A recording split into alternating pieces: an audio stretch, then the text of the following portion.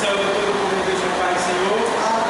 Igreja, nós estamos dando mais uma aula do curso teológico de preparação de obreiros para a obra missionária do Rei Jesus. E nós estamos estudando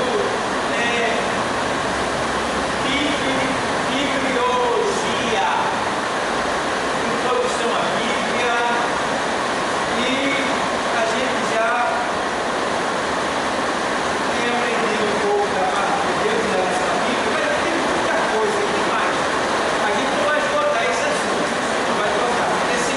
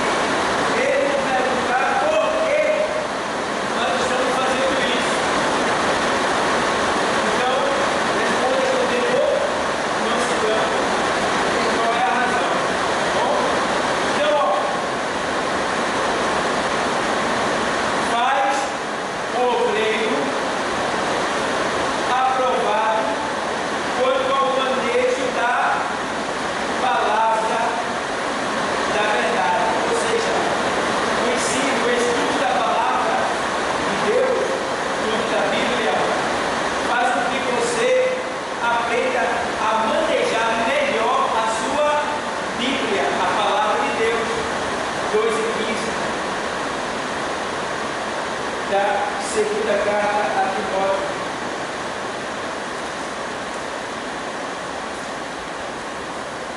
Procura apresentar-te a o pastor aprovado. É isso mesmo?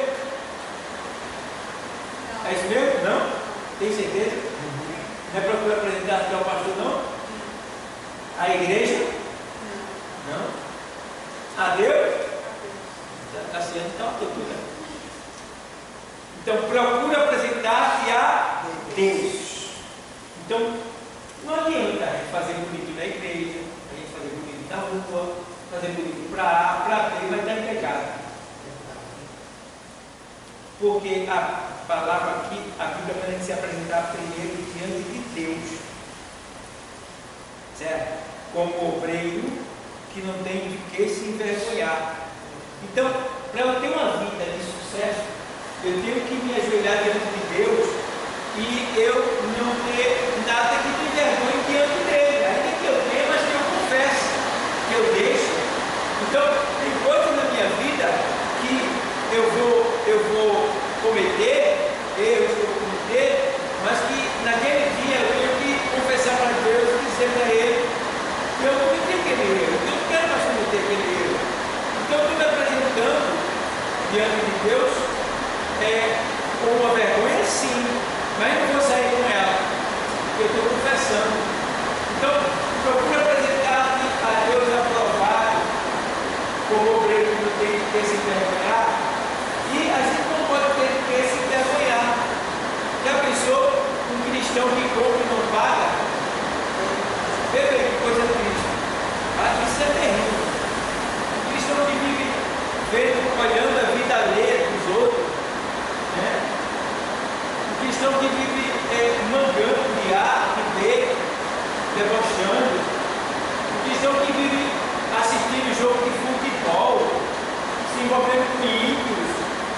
Quer dizer, uma pessoa dessa, ela não pode se apresentar como um obreiro aprovado diante de Deus, não. Então a gente precisa ter esse cuidado, esse temor, de procurar se apresentar diante de Deus como um obreiro aprovado, que não tem de que se envergonhar. Entendeu? Então, a gente precisa ter esse zelo. E mais aqui. Eu estou ouvindo obrigado. Aí, ó, diz aqui assim, mais um obreiro aprovado, né? 1.3. Acrescenta a fé do crente quanto ao fato de que a Bíblia é a infalível palavra de Deus. Isaías 34:16. Ou seja, não tenha dúvida de que a Bíblia ela é a palavra de Deus. Não tenha dúvida disso.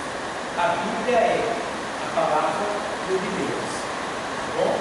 Então, se eu dizer, não, isso aí não é a palavra de Deus, não. Já tem alguém que diz que aqui não é só a palavra de Deus, é a palavra de Deus e a palavra de Satanás também. Não, não, não. Aqui é a palavra de Deus. Tudo que tem aqui foi inspirado pelo Espírito Santo. Até as passagens que fala do diabo, que fala de Satanás, que fala do mal, foi inspirado por Deus aos homens de Deus para que eles escrevessem. Não tem nada na Bíblia que não tenha sido inspirado. Tudo foi inspirado. Certo? Você pode ver que nenhuma profecia foi escrita por vontade humana. Pedro diz isso. Nenhuma profecia foi escrita na Bíblia por vontade humana. Mas o Espírito Santo ele se utilizou de homens santos separados para Deus, para escrever. Então, não podemos ter esse medo de dizer a qualquer pessoa que a Bíblia é a palavra de Deus. Ela não é a boca de Deus, tá bom? Tem gente que diz que ela é a boca, não é a boca, tá bom? Ela é a palavra de Deus, bom? Então, ela é a palavra escrita de Deus, porque a palavra viva está lá onde Deus está, além dos céus, bom? Então, a palavra viva está lá com Deus, à destra de Deus. E a palavra escrita está aqui conosco. Não é, pastor? Sim. Quando alguém fala que Jesus está aqui essa forma representativa está correta ou está incorreta? Está correto, porque ele diz: eis que estou convosco todos os dias até a consumação do século. Onde estiver 2 ou 3 em meu nome, ali eu estou presente. Aí, mas como é que ele pode estar aqui? Ele está aqui representado pela sua palavra e pelo seu Espírito. Entendeu? Então a palavra é escrita, ela recebe vida pelo Espírito. Entendeu? Então ele está aqui sim, porque os três são um só. Entende? Nenhum dos três faz algo individualmente. O Espírito Santo não faz uma coisa que Deus e que Jesus não iria fazer. Eles estão interligados. Tá? É Deus falando para o Espírito. Olha aqui. Olha a linha para a gente entender. Tem mais, são três, né?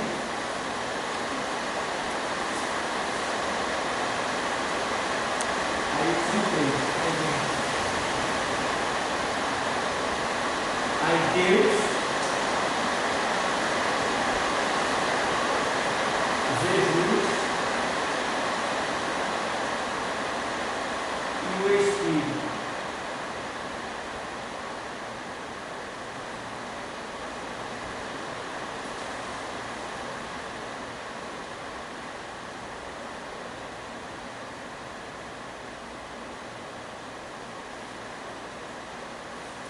Deus fala e o Espírito. Deus fala e o Espírito.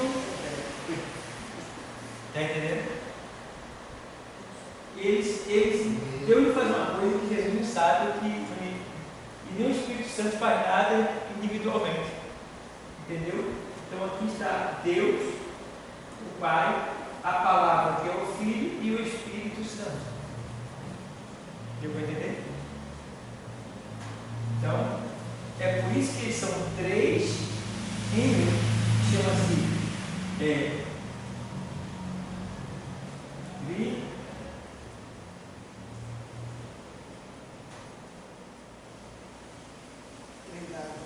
triunidade.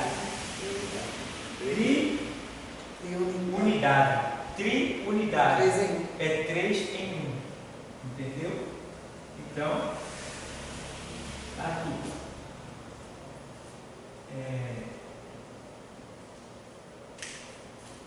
Quando quiser fazer, é difícil entender esse negócio de três, não sei o quê. Não é fácil.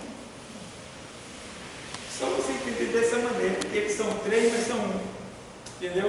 Jesus diz assim: as obras que eu faço, eu não as faço de mim mesmo, porque ele é a palavra, mas o meu Pai que me enviou.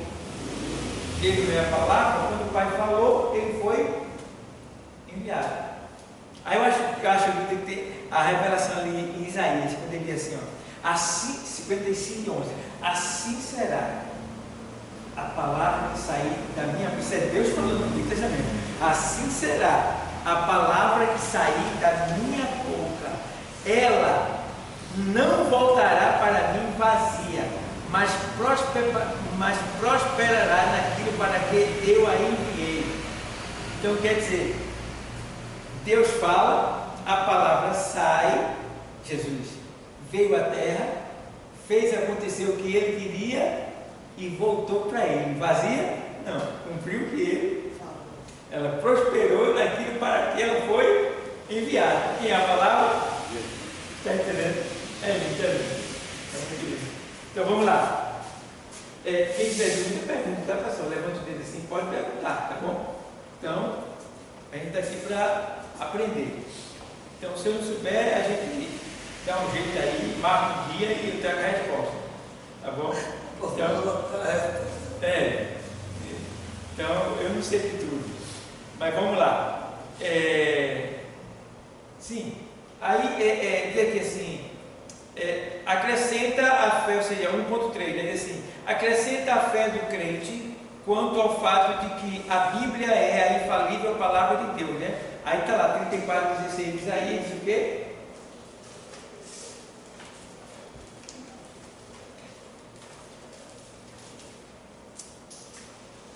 Buscai o livro do Senhor e lede. Nenhuma dessas coisas falhará, nenhuma nem outra falhará, porque a sua própria boca o ordenou, e o seu quê? Espírito mesmo as ajuntará. 34,6 é? 16. Buscar no livro do Senhor e nenhuma dessas coisas falhará. Então, o Espírito, ele é o responsável pela ação final de todas as coisas que Deus faz. Entendeu? Você pode ver que no princípio criou Deus os céus e a terra, e a terra sem forma e vazia, e havia trevas sobre a face do abismo, e o Espírito do Senhor se movia sobre a face das águas. E disse Deus, haja. Pronto, quando a expressão foi assim, e disse Deus, verbalizou, apareceu quem ali? Jesus. Pode ver que quando ele diz, e disse Deus, qual foi a primeira coisa que Deus fez? Depois do céu? A luz. E disse Deus, haja Jesus. A luz do mundo. 8:12 de João. Dá vontade de pular, não te nem perdoe. Hã? Dá vontade de pular, não quero fazer uma conversa. Aí, vamos lá. Aí tem que assim, dá luz e entendimento aos simples. Salmo 119, verso 130. A Bíblia, ela faz com que as pessoas que não têm tanto entendimento, elas sejam iluminadas pela palavra de Deus ao ponto de elas se tornarem uma luz para qualquer pessoa. Ou seja, é você ser uma pessoa que você tem um conhecimento que às vezes um doutor, um advogado, entendeu? Um erudito, alguma coisa parecida aí, alguém do alto escalão da sociedade de sabedoria, olha para você, uma pessoa que não tem tanto conhecimento literário, né? Não é um erudito, e você, ao falar, parece que você tem diversas faculdades, parece que ao falar você tem um autoconhecimento, quando na verdade você só conhece a Bíblia, talvez não saiba nem do bairro que você mora, foi só na cidade, né? Mas dá a impressão que você é uma pessoa, por quê? Porque você lê Bíblia, conhece Bíblia, entendeu? Então ela muda a nossa história, a gente passa a ter uma linguagem erudita. A Bíblia nos ensina a falar bonito, né? Eu já cheguei em lugares das pessoas perguntar se eu sou advogado. Não, eu trabalho para ele. Eu trabalho para um advogado. Diga assim. Igual eu fui no fórum, e também fui no fórum, estava de paletó, a pasta e tal. Por favor, eu poderia falar com o senhor aqui? Aí queria que eu fizesse como se eu fosse advogado.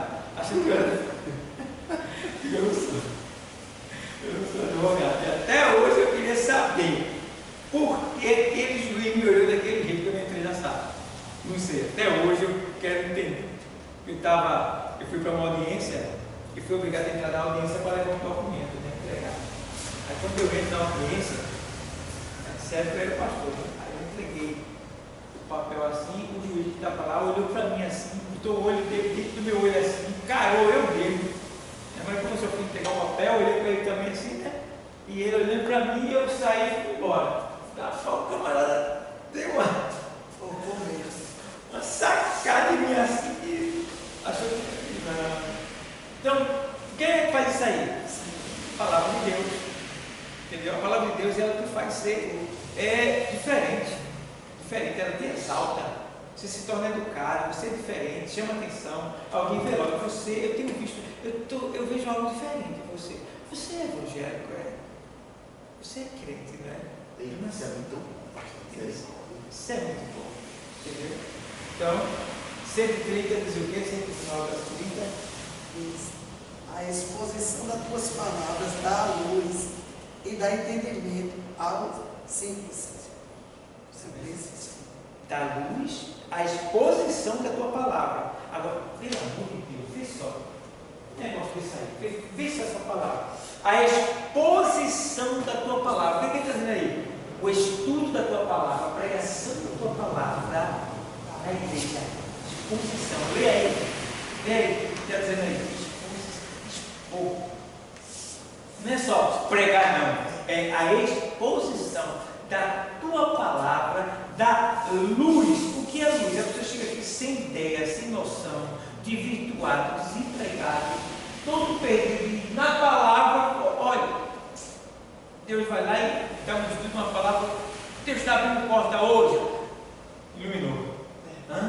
Ou então, entendeu? Então, você que sabe fazer isso, faça isso que Deus vai te abençoar. Aí a pessoa lembra que, eu gostei de fazer unha, eu vou procurar fazer unha. Porque Deus vai abençoar. E aí vai, dá, ilumina e dá entendimento aos simples. Esse simples aí é uma forma simples dele querer dizer assim, aos pobres, aqueles que não têm conhecimento, entendeu? Ele foi sábio nessa palavra aí do salmista, né? Então, ele ilumina, ela ilumina e dá entendimento. Então, o que você não entendia, quando você entrar aqui, você vai entender. A prova disso é Asaf, no Salmo 73. Ele estava com inveja do ímpio, que o ímpio prosperava e ele, servindo a Deus, estava passando um processo difícil. Aí o que foi que aconteceu? Estou fora aí, não sei. Aí o que foi que aconteceu? Quando ele foi à igreja, que entrou no templo, aí ele disse, ali eu entendi o fim dele. Eu compreendi o mistério de Deus. Veja, por quê? Porque ele foi aonde? Na exposição da palavra de Deus. Então, é por isso que algumas pessoas não vão gostar da gente, porque a partir do momento que a gente entra para uma sala de aula aprender, a gente vai aprender a expor a palavra de Deus, a ensinar a palavra de Deus, a ministrar a palavra de Deus, e nem sempre a pregar, mas sim a expor, a ministrar. É diferente. Entendeu? Então, vai ter um momento que a gente vai pregar. Por exemplo, quando eu estou pregando na rua, eu prego. Quando eu estou na igreja, eu ensino. É difícil, né? Na maioria das vezes na igreja eu ensino, na rua eu prego. Porque ensinar é expor a palavra de Deus. Pregar é você já estar com ela já no coração e vai pregando. Entendeu? É por aí. Então vamos lá. Veja que a Bíblia está nos exortando a dar estudo, né? Se quiser que as pessoas aprendam. Tá bom? Então, infelizmente, as igrejas não investem muito nisso, né? E as pessoas querem ouvir puro, querem ouvir línguas estranhas. Isso não traz nenhuma iluminação e entendimento também, muito menos. Então, o que traz entendimento é a exposição da palavra.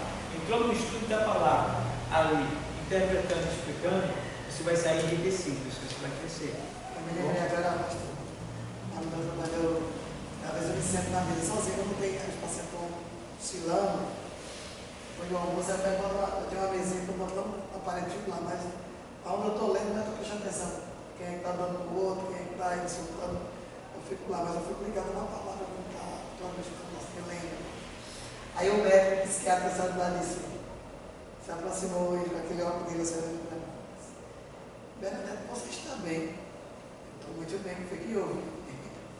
Eu fiquei sozinho, ele pensava bem que eu estava delirando, porque ele disse, eu só vejo você sentada nessa mesa aqui, escutando alguma coisa por aí no ouvido. O que é que você está escutando? Você quer saber? Estou escutando papai falando. Papai, Senhor, você está me falando com Jesus? Estou escutando a pregação, o que é que papai tem que fazer dessa parte? Aí ele, tá, eu vou querer aprender aqui também, ficou perto de mim. Eu fiquei a ler a Bíblia e papai fala com o Senhor. Aí foi quando ele me deu o nome da mãe dele para orar por ela, estava bem mal, e ele querendo demonstrar que não estava triste, mas estava se acabando. Aí quando eu comecei a conversar, eu disse, quando a gente começa a fazer a aula de papai, lendo, ministrando, falando para alguém, Jesus está indo lá, visitando aqueles que estão internados, aí entrou em profundo, mas nem eu mesmo sabia que era a maioria para internada. Jesus que manda, ele está lendo, e o Senhor vai mandando palavra. Ele ficou olhando para mim assim, como foi que você aceitou que minha mãe está internada? Eu liguei a palavra, doutor César, a gente não sabe nada não, mas Jesus, quando a gente começa, ser obediente ao Senhor, Jesus dá a palavra. Já chocou ele? Já ficou já? Depois ficou. Como assim? Pegou ele na hora. Aí ele, porque ele falou que a mãe estava assim, mas Jesus está com conta dela, se aperreando. Ela vai ficar boa. Aqui um dia você veio me dizer. Deu 3 dias, ele chegou dizendo que ela subiu alta. Aí. Jesus falou. Esse já foi tocado já. Oh, O estudo da Bíblia.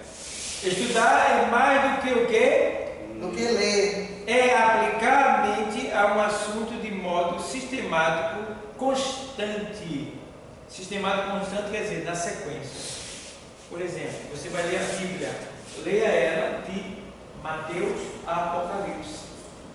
E depois leia ela de Gênesis a Malaquia. Certo?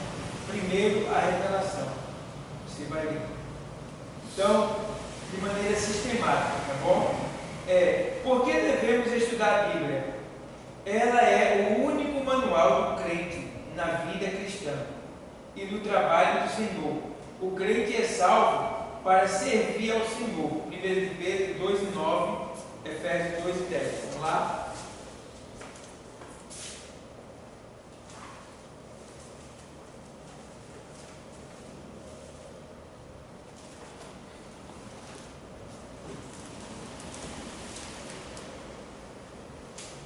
Pedro 2:9. Efésios 2:10 diz assim: porque somos feitura sua, criados em Cristo Jesus, para as boas obras, as quais Deus preparou para que andássemos nela. Bom, veja agora o outro. Pedro 2:9 diz: mas vós sois a geração eleita, o sacerdócio real, a nação santa, o povo adquirido, para que anuncieis as virtudes daquele que vos chamou das trevas para as suas maravilhosas luzes. Que versículo rico para você pregar. Você pega esse versículo aí e você tem uma pregação completa. Basta você interpretar os pontos, né? Somente. E no final fala de luz. Pronto, quem é luz? Você tem aí uma pregação completa nesse versículo só. Então, mas vós sois a geração, né? Geração eleita. Geração eleita. Né? O sacerdócio Quer dizer real. que você não vai precisar de ninguém para ir para o céu. Você já foi eleito. Certo? É o que mais? Eleito. Geração santa. eleita. O sacerdócio real. Sacerdócio real. Ou seja, você é um sacerdote divino, ou seja, de Deus, de Cristo, sacerdócio real. Né? Porque a Bíblia diz que no milênio nós seremos reis e sacerdotes. Né? Então, você é um sacerdote real. Você faz parte da realeza. Veja que privilégio. Né? E o que mais? A nação santa. Nação santa, quer dizer, quem está aqui não é daqui. Quem está no Brasil. O Brasil é santo? Qual é a nação santa na terra? Tem. Santo não. Entendeu? Então a gente tem que realmente valorizar a nossa nação. E a nossa nação, a pátria celestial, o céu. Entendeu? A nação santa. Aí vai, né? E mais? O povo adquirido para anuncieis as virtudes daqueles que vos chamou. Tá vendo? O povo adquirido. Foi adquirido como? Por Cristo, lá na cruz. Né? Para que anuncieis as virtudes. O que é virtude? Liberalidade do poder. Jesus tem poder? Tem. Para fazer o quê? Você vai.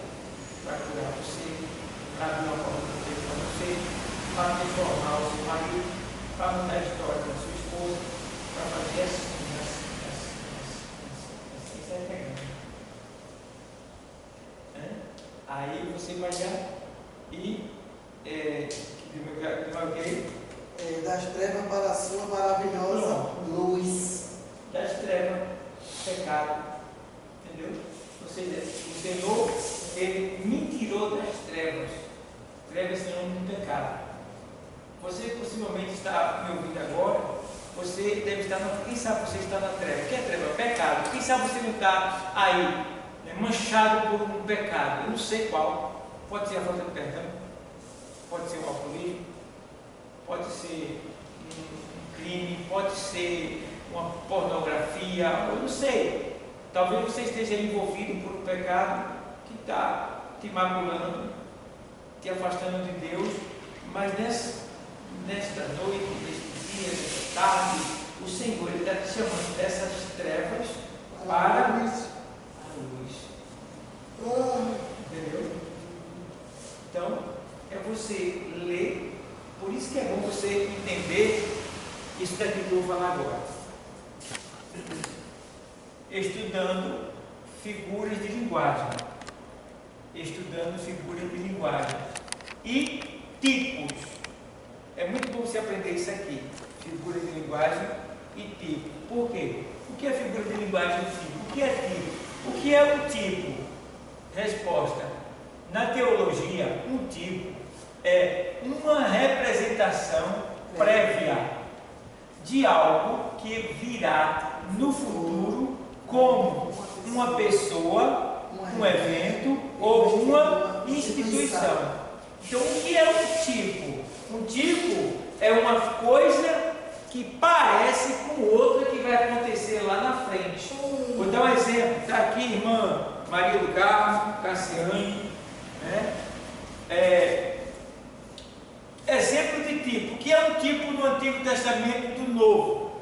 Um tipo, né, de algo que aconteceu no Novo Testamento. Algo aconteceu no Novo Testamento. Escuta bem. Algo aconteceu no Novo Testamento. Por exemplo, a morte de Cristo aconteceu no Novo Testamento, não é isso? Mas houve um tipo. O que é um tipo? O tipo é uma imagem, uma sombra, uma semelhança que aconteceu lá no Antigo Testamento, que queria dizer o que ia acontecer lá no Novo. Está entendendo? Por exemplo, o que é um tipo da morte de Cristo? Por exemplo, aqui é o tipo da morte de Cristo. Aqui, ó, por exemplo, quer ver? Aqui, ó, exemplo. Abraão, no Antigo Testamento, levando Isaac para sacrificar no monte. Quando Abraão está levando Isaac para sacrificar no monte, ele está levando Isaac para fazer o quê? Para matar ele. Certo? Então, quando Abraão está levando ali, o que é um tipo? Ali naquele momento, é uma tipologia do que vai acontecer no Novo Testamento com Cristo. Deus levando seu filho, subindo o monte Gólgota para sacrificar ele lá em cima. Entendeu o que é tipo? Tipo é uma semelhança do que aconteceu no Novo Testamento, lá no Antigo Testamento. Então, por exemplo, quando Abraão sobe um monte para sacrificar Isaac, é uma tipologia de Deus subindo um monte, levando Jesus para sacrificar. Entendeu? Está entendendo, irmão? Ou não? Não entendeu direito? Entendeu? Ou não? Não pode ter vergonha de dizer que não entendeu, não. Tem que dizer, não entendi ainda. Então eu vou explicar melhor. Tipologia. Vamos lá. Vou ver o outro ponto aqui. O outro ponto é João 8,56. Jesus está no Novo Testamento discutindo com os judeus. Aí ele olha para os judeus e diz assim na discussão: Abraão viu o meu dia e se alegrou. Aí os judeus endoidados, dizem: tu não tem nem 50 anos e diz que viste que conhece Abraão, que viste Abraão? Aí é quando ele diz: olha, em verdade vos digo que antes que Abraão existisse, eu sou. Então veja, ele diz que Abraão viu o seu dia e se alegrou. Abraão viu Jesus? Fisicamente falando, não. Porque ele está no Antigo Testamento e Jesus está no Novo, milhares de anos depois. Mas como foi que Abraão viu Jesus e se alegrou? Quando ele subiu o monte para sacrificar Isaac, na hora que ele vai matar Isaac, o que é que aparece? O que é que aparece? Cordeirinho. Um cordeiro. Aí Abraão fica triste ou alegre? Por causa de quem? Do cordeiro. O cordeiro alegrou ele. E quem é o cordeiro do filho pecador? Então Abraão viu o meu dia e se alegrou. Qual foi o dia? tipologia. Na hora que ele ia matar o filho dele no monte, quem foi que apareceu para levar o filho dele? O Cordeiro de Deus. Porque quem botou aquele Cordeiro ali? Foi o homem? Não, foi Deus. Então o Cordeiro de Deus tomou o lugar de Isaac. Abraão desceu feliz. Entendeu? Isso é uma tipologia. Tipo é isso aí. É uma semelhança do que aconteceu no Novo Testamento lá no Antigo Testamento. Outra tipologia está lá em número 21, 4 a 9. É quando lá em João 3,14 o Senhor diz assim, ó, assim como Moisés levantou a serpente no deserto, assim importa que o Filho do Homem também seja levantado. Certo? Assim como Moisés levantou a serpente no deserto, assim importa que o Filho do Homem seja levantado. Como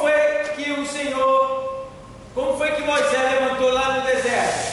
O povo murmurou contra Deus, e Deus mandou serpentes para picar o povo. As serpentes vinham, picavam o povo e o povo morria. Então o povo não aguentou mais e pediu socorro a Moisés.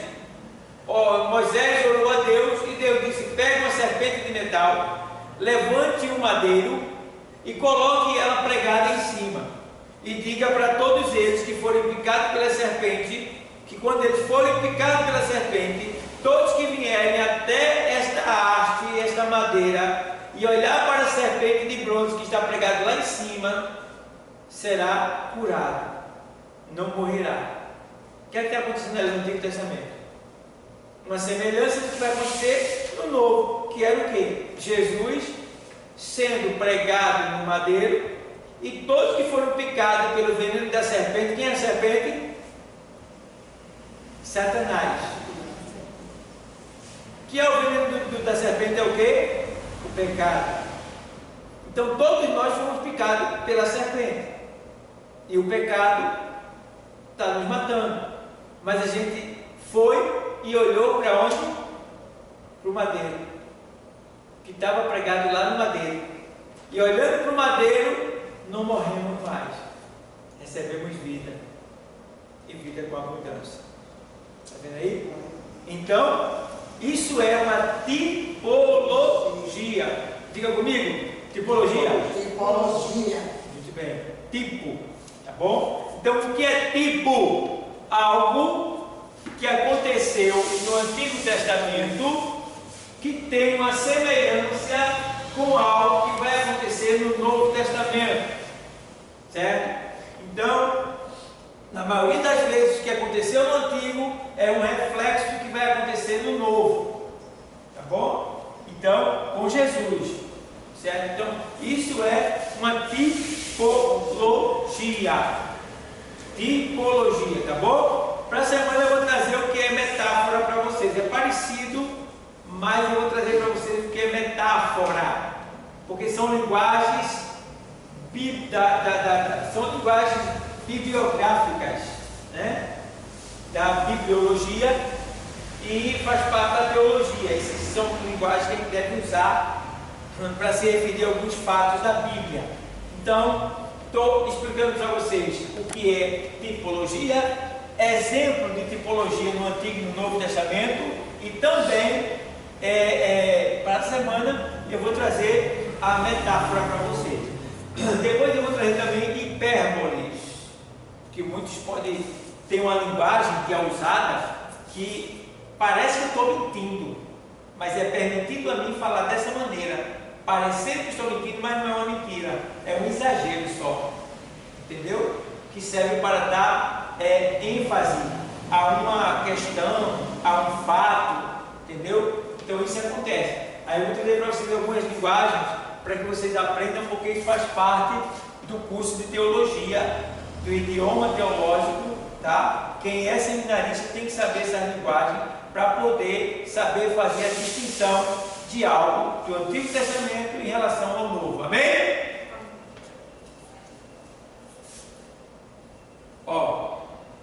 Vamos lá agora. Porque devemos estudar a Bíblia? Cadê aqui, né? Todo bom profissional sabe empregar bem as ferramentas de seu ofício. ciência não é automática, vem pelo estudo ou prática. Assim deve ser o crente em relação ao seu quê? Ao seu quê? Manual de trabalho. No caso é o quê? A Bíblia. Então é bom que você leve a Bíblia para onde você for. Leve ela. Está no banco? Teve a oportunidade de sentar? Leia ela. Está no hospital? Leia ela. Onde você estiver, leia ela. Por quê? Você vai estar ali ganhando em vez de perder. Imagina se você ficar sentado em um local sem fazer nada. Hoje o que a gente mais vê é pessoas que estão ali só olhando o celular, né? O celular é que toma espaço, né? Então, você lendo a Bíblia, você se diferencia. Entendeu? Aí, alguém pode dizer, mas eu estou a Bíblia no celular. Tudo bem. É bom. Mas melhor é ela. Melhor é ela. Entendeu? Porque ela não descarrega a bateria, não. Nunca vai falhar com você. Então, é bom você ter ela. Ó, vamos lá. Ela alimenta as nossas o quê? Almas. Ela alimenta as nossas almas. Né? Ela alimenta as nossas almas. Leia Mateus 4:4. Jesus, porém, respondeu: está escrito, não só de pão viverá o homem, mas de toda a palavra que procede da boca de Deus. Veja bem, nem só de pão viverá o homem, né? Mas de toda a palavra que sai da boca de Deus. Deus está dizendo aí que o homem não vive só de pão. Vê bem o que ele está dizendo na palavra. Tem duas partes vitais aí: a parte humana e a parte espiritual que ele fala. Tem uma coisa, Satanás: o homem ele vive de pão, mas não só de pão, ele também vive da palavra de Deus. Então, o que é que Jesus quer dizer com isso aí? Que nem só de pão viverá o homem. Jesus está dando uma base aí de que a vida realmente, você quer ter vida nele, se alimenta da palavra. Porque o pão ele pode alimentar, mas você vai sentir fome de novo. Você comendo essa palavra, ela vai te fortalecer de tal maneira que você não vai sentir fome de mais nada. Estou falando no sentido espiritual. Ou seja, o que é que a Bíblia diz que quando você conhece a Cristo, o seu vazio é preenchido? Aquilo que você vivia fazendo no mundo para tentar alimentar e preencher o vazio, você não faz mais. Por que é que as pessoas bebem, se embriagam? Porque elas estão procurando preencher o vazio que tem dentro dela, que elas não conseguem viver. Por que é que um homem tem 3, 4, 5, 10 mulheres e ele não consegue parar, uma atrás da outra? Porque ele quer preencher um vazio que existe dentro dele, que ele não sabe. E por que que quando ele aceita Jesus ele para? Porque o que ele precisava, o que nós precisamos, o que todo ser humano precisa é de Jesus. Esse vazio só enche quando se encontra com Jesus. Então, meus irmãos, eu estava hoje meditando, eu vou pregar o evangelista, né, da nossa igreja, aí eu estava pensando, eu fui meditando. Só, aí, o Espírito Santo vai me dando umas ideias, aí eu pensei até em pegar umas caixas de cigarro, umas carteiras de cigarro vazias e tal, porque viu na minha mente assim, o Deus desse século cega o entendimento. Rapaz, como o ser humano no mundo ele é cego, é incrível. Porque ele pega a carteira de cigarro, está lá aquela imagem feia, está lá aquela coisa horrorosa, chega da noite até de olhar. E para ele é como se não tivesse aquilo, ele fuma. Por que ele fuma? Porque ele não está vendo aquilo ali acontecer com ele. Ele está cego, ele não consegue ver aquilo. Ou seja, Satanás conseguiu cegar o olho do entendimento. Ele só tem o olho da carne, mas o entendimento está certo. Ele não conseguiu ver que aquilo ali vai acontecer com ele. É só. Aí eu pergunto: tu quer que isso que está aqui na cadeira aconteça contigo? Não. Claro que não. Mas tu está vendo? Não? Estou. Mas o olho do entendimento não deixa ele parar de fumar. Então veja como é a situação.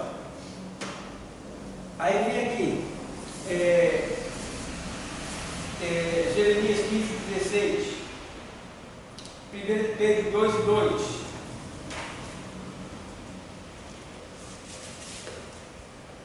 Jeremias 15 e 16. Que diz: achando-se as tuas palavras, logo as comi, e a tua palavra foi para mim o gozo e a alegria do meu coração, porque pelo teu nome me chamas, ó Senhor Deus dos exércitos. Achando as tuas palavras, logo as comi, e a tua palavra foi para mim o gozo e a alegria do meu coração. Então, se alimentar da palavra é a alegria. Tá vendo? Supre o nosso coração. E Pedro 2 e 2 fala do leite racional. Vê?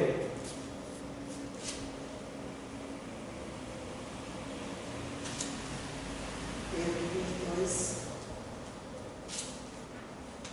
É 1 Pedro 2 e 2. Que diz: desejai efetuosamente como meninos novamente nascidos, o leite racional não falsificado, para que por ele vedes crescendo. Vários. É Pedro ou vários? Vários crescendo. Então, eu li essa Bíblia de alguém, se você errar uma letra aí, eu sei que você errou, eu vejo tudo. Que eu li ela todinha, aí eu sei as letras, então precisa errar uma letra, né? E é muito da igreja. Ministro, pregador, tudo engole o R, engole o A, engole o S, e acrescenta e tal, os filhos só analisando. Quando eu vou ler, eu tenho um cuidado para não fazer feio. Quando eu vou ler, aí eu vejo na leitura, que é tão bom, a Bíblia, quando você lê ela, aí você olha para ficar dentro de você, você se lembra do local todo. Você pode esquecer alguma coisa, porque não dá para lembrar de tudo, mas algumas coisas você, é muito bom ler a Bíblia, muito bom. Ler e orar é muito bom. Aí o que acontece? Aí ele está dizendo assim, desejar afetuosamente, né, como um menino nascido de novo, leite racional, né? Não falsificado. Né? Veja bem, aí está falando que nós devemos desejar afetuosamente, como meninos novamente nascidos. Né? Então, o desejo da gente pela palavra deve ser o mesmo desejo de uma criança para mamar. Né? Você vê que a criança, quando ela não mama, ela chora. E quando ela vê a mãe, ela quer mamar. Então ele deve sentir esse desejo de se alimentar do leite racional, que é o quê? A palavra de Deus. Não falsificado. Por que ele está dizendo isso? Porque tem a palavra falsificada. Entendeu? Aquela palavra que não é heresia, que não edifica, que não vem de Deus. Tá? É a pessoa, ela nem abriu a Bíblia, não viu nada. Recebe! Tchá! Isso é leite falsificado. Leite falsificado. O leite irracional não é esse. O leite irracional é ler a Bíblia e explicar a Bíblia e aplicar a Bíblia. Leite racional. Aí faz a gente crescer, porque a gente é menino. Mas esse movimento que tem aí, futuro não. Tem futuro não. Então, outra coisa, a gente tem igrejas que gostam muito de falar essa expressão, culto de avivamento, né? Já falei algumas vezes aqui e repito, não fale esse nome não. Que a igreja precisa de um avivamento, precisa, mas não é por falta da palavra, é por falta dos crentes. É os crentes que não estão se avivando dentro de si, entendeu? Então, toda vez que tem um culto, é um culto de avivamento, não importa qual seja ele. Escola dominical é avivamento, consideração é avivamento, pregação de domingo, da segunda, terça, quarta, quinta, sexta, sábado, domingo, todas as pregações é um avivamento, porque a palavra de Deus, ela promove o quê? Vida, ela dá vida, né? Então, todo culto é culto de avivamento, certo? E eu estou passando a falar agora na memória, é culto de avivamento, outro ponto agora não esqueci. Então, a gente não pode se deixar levar por esta emoção de querer dizer que vamos fazer um culto avivado. Poxa, os outros cultos, tudo foi de morte, não teve vida, foi tudo para a morte. Então, não tem isso aí, tá bom? Então, deixe bem claro isso daí. A gente tem algumas linguagens erradas que permanecem no meio de nós. Tu já fosse batizado? Aí a pessoa diz, não, mas todo mundo quando aceita Jesus é batizado.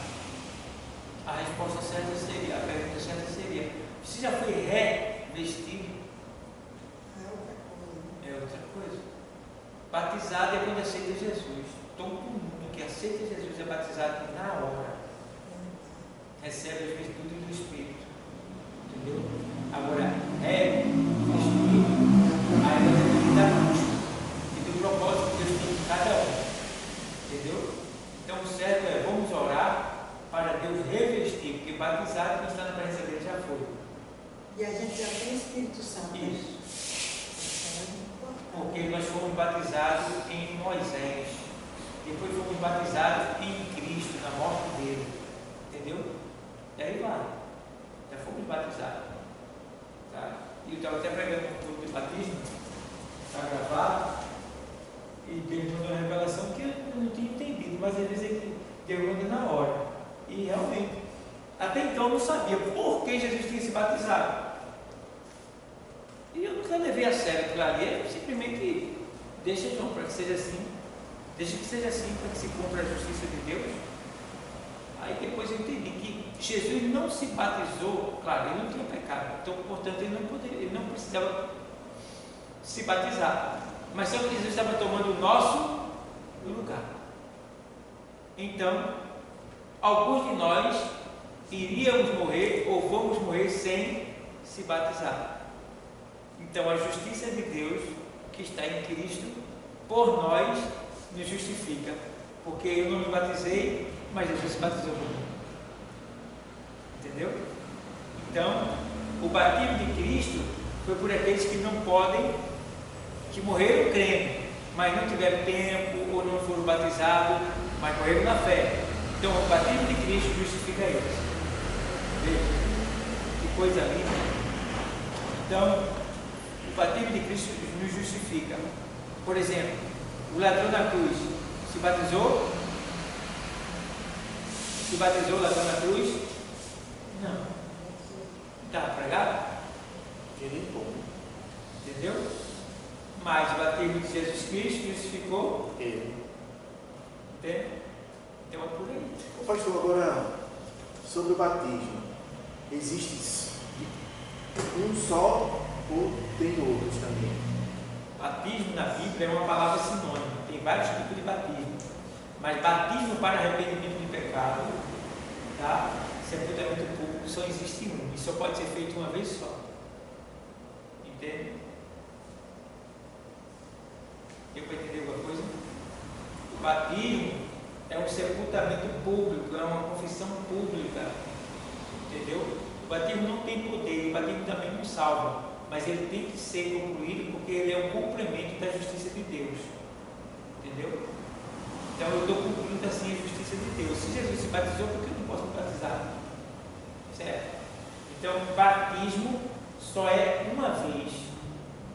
Existe alguma doutrina que batiza até quem já morreu. Os mortos têm esse tipo de doutrina. Entendeu? Eles têm esse tipo de. Eles vai lá, procuram sua genealogia. Sua avó morreu afastada de Deus, tal e tal, mas você pode se batizar por ela. E daí vai. Então, veja, aí é isso que o apóstolo diz que não há dois batismos, só há um batismo. Entendeu? Por isso que a Assembleia de Deus de Recife aqui em Pernambuco, ela erra muito, é a falta de respeito isso. Porque se ela não quer aceitar o ministério da pessoa, que vai para lá, tudo bem. Não é certo, mas tudo bem. Mas forçar a pessoa a se batizar para poder ficar lá, está errado. Porque ela está forçando a pessoa a ir contra a palavra. Olha só, ela está induzindo a pessoa a errar. Por quê? Porque você vai para lá, aí você vai ter que se batizar, fazer discipulado e ficar no banco. Então, quando uma pessoa vem para a nossa igreja, eu pergunto para ela: você já é batizado nas águas? Aí a pessoa diz: já. Eu disse: seu batismo foi por imersão ou por aspersão? Aí a pessoa diz: eu fui mergulhado. Então já fui batizado. Em nome de quem? Do Pai, do Filho e do Espírito Santo. Está novo, não precisa mais não. Aí você disser: fui batizado por aspersão, que é água jogada na cabeça, vai ter que se batizar. Entende? Então, eu pergunto logo. Mas aí vai para uma igreja de uma denominação dessa, chega lá e diz assim: você vai ter que se batizar de novo. Você está forçando a pessoa a ir contra a palavra, porque a própria palavra diz que só há um batismo. Só se pode batizar uma vez só nas águas. Certo, pessoal? Então, você veja por aí quantas coisas erradas, né? E o próprio povo de Deus induzindo as pessoas a errar. Deu para entender alguma coisa? Deu? Então, a gente vê aqui, passando da hora, vamos deixar para a próxima semana. A gente parou aqui em por que devemos estudar a Bíblia. Já lemos aqui, né? Ela alimenta, né? Pronto, ela alimenta as nossas almas. Paramos aí. Na semana que começa daqui. Amém? Então vamos ouvir nosso irmão.